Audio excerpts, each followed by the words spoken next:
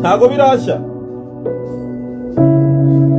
agiye gusura abantu ariko abantu banyimye ibiryo Kasimu that's my guy meze bite samsaza agiye gusura uwo muntu witwa Celestin ariko banyimye ubona ibyishimo n'umunezero sinzabinandaro guhora n'amahoro y'umutima nibyo bifuza kubaho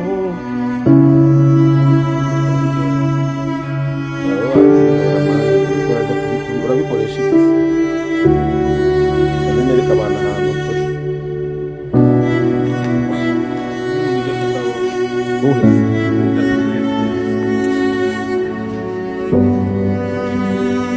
iki kimashini z'ababwo ko kibangana icyo kintu kirabangamye se nereka abantu ukuntu turi ahantu mu misozi rich daddy my people OG bro OG hano hari view ya danger the only content creator who is taking as international Frieshi brother Kasimu none se meza bite ngwabije salama big brother salama bro Celeste ko numva upfuye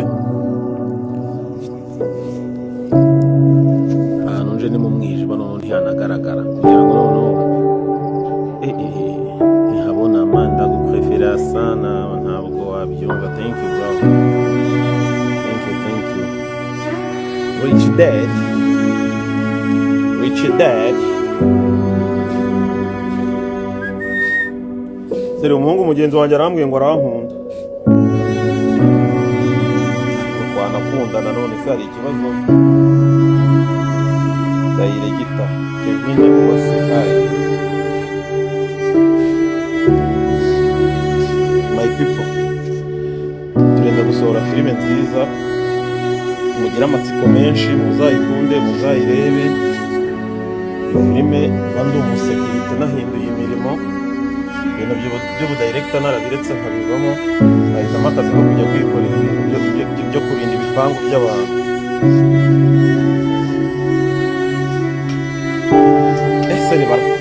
sere barakaranze none umuntu ararya natesha ako man sere banza mwanyimye ibiryo kugira ngo ntahe kugira ngo nkunde ntahe mani ariko ntaho njya uri kubyumva nawe bro nanditse filime ya danger bro wayikinnye ukayisohora mani ibintu bya danger ntibigahere mu makayi my brother you have to release something ubuze ryari anytime from now or from tomorrow wahuza nta bintu bya danger man Ase kuvuga gutapinga wageze kuri TikTok twe turi kuri Instagram man Instagram ugira kandi ifoto yo uri like utuboro twawe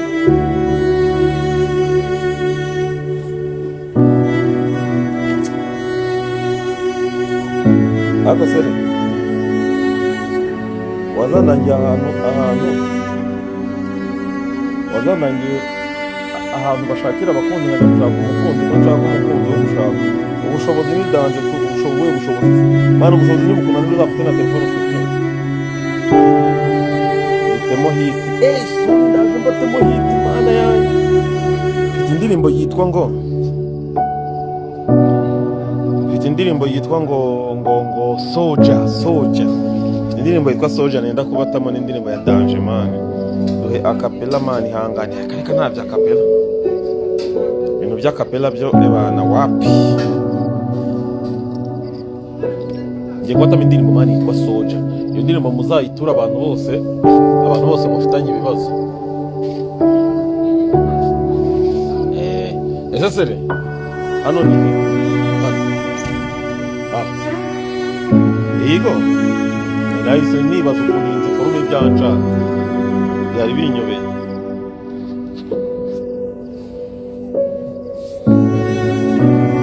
bro Claude ninde se?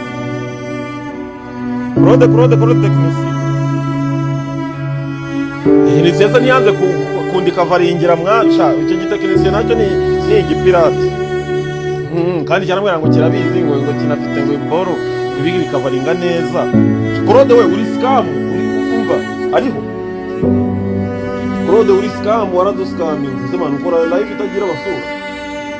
Reka gishyiraho abantu man nkubaze nk'umunyamakuru se utubazo dutatu twa danger mbaza bageneye ibintu birenze ibintu birenze man. Ntago iyo ubuze ubushobozi ntago utekereza ibintu birenze, utekereza ibintu biri hafi y'ubushobozi bwawe, and then wamara kubona ubushobozi ugakora ibintu bya danger.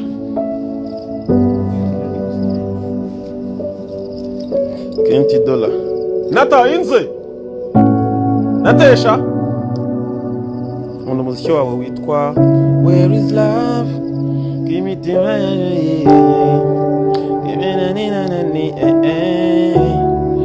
bibaye ari uguhitamo kimwe mu byo ukora hagati ya director no kuba artist, wahitamo iki? Nuko wenda bitakunda ko mpitamo kuko byose mbikora bijyanirana, ariko nahitamo gukomeza production kubera yuko n'ibyo bintunze. Umuziki ntabwo untunze kuwukorera abantu bakampa amafaranga, ariko ntabwo kuwuririmba bintunze. That's the point. Ikindi kibazo ni uwuhe muhanzi wa danger ukubera role model mu Rwanda? Ntawe, nta muhanzi umbera role model man, ntawe pe, naba mbabeshye. Njye ntabwo nabaye umuhanzi, narabiteganyaga byarantunguye. Rero kubera sinzi wenda kubera abahanzi tuba tubana igihe kinini nta role model ngira, kabisa. Very sorry. Nawe koko nanjye nakoze iki mwana na Storina, nakoze iki wombwira ngo nanjye koko nakoze iki? Role model njye nta n'umuhanzi nkunda imiziki. Nshobora kumva indirimbo nkayikunda, ariko ntabwo nakubwira ngo umuhanzi runaka ngo ndamufana. Wapi? Ubu nshobora kumufanisha akaririmba indirimbo mbi. Imfura oya Soldier remix se ndakora Soldier remix kandi nantuza ni itari remix ntarayisoma. Ricky Ozil, uyu muntu witwa Ozil man, ni umuntu wa danger, ni umu-acteur mwiza cyane urenze. Ari ni nawe mu-acteur w'umumain uri muri filime tugiye gusohora ejo bundi. Bamwita Ricky Ozil, umu-acteur mwiza cyane. Nta role model ntawe. Ninde director ugukoma mu Rwanda havuyemo wowe? Yashanye benshi man, benshi ba izikati yari mwiza cyane, nuko mbona ameze nk'abigabanije pe. Gadi ni fresh cyane. John Elat ni umuntu wa danger, nuko wenda wari umurundi ariko akora imiziki myinshi y'abanyarwanda. Wagwani Ricky Ozil muri filime twakinnye mani, twakoranye turarwana nkamukubita nkamukura iryinyo. Ni nziza nubwo itarasohoka, tuzayikorera remix. Oya ntabwo twayikorera remix man. Ufite voice nk'iya Jay Polly. Thank you. Jay Polly ni umuntu wa danger nemera cyane man. Indirimbo yitwa Soldier man, muyitege n'indirimbo ya danger. Vasi ya kabiri, reka mabwiye lyrics ziri muri vasi ya kabiri. Ndaririmba ngo twitana bamwana kandi nacyo dupfana, tubana n'udukundi tw'inkirabuheri, abo buzuye amashyari, utera imbere bababare, ukubita ama big deals ukajatire, turateknika tugacenshkota, tugapushika tugapumzika, imbere yo turimo buri munsi, tugafera ngo turebe ko bwajya, niba ntacyo wamfasha get off my way. Ivo nuko biba bimeze my niggas.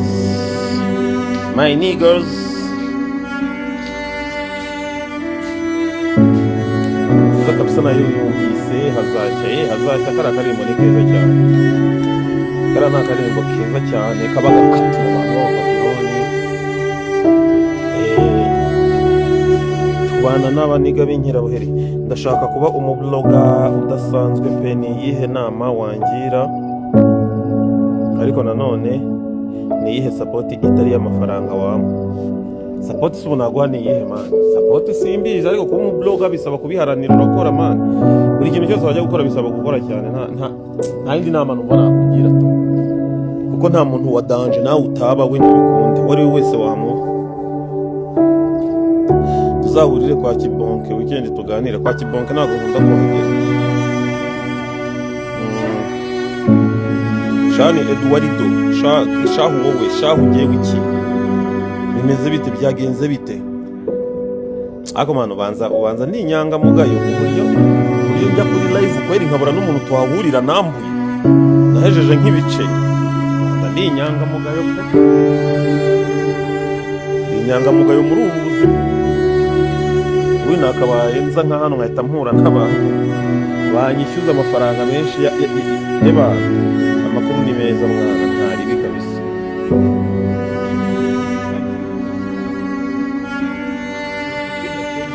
Uzi support se basi yonyine nagusaba nk'umucoming blogger ni follow. Mwana following areta mu following abaka na bintu byadanje. Following ureko na following abaka byose ni ibintu byadanje. Nta birenze pe, nta bintu birenze muri ibyo ngibyo, ntabwo following.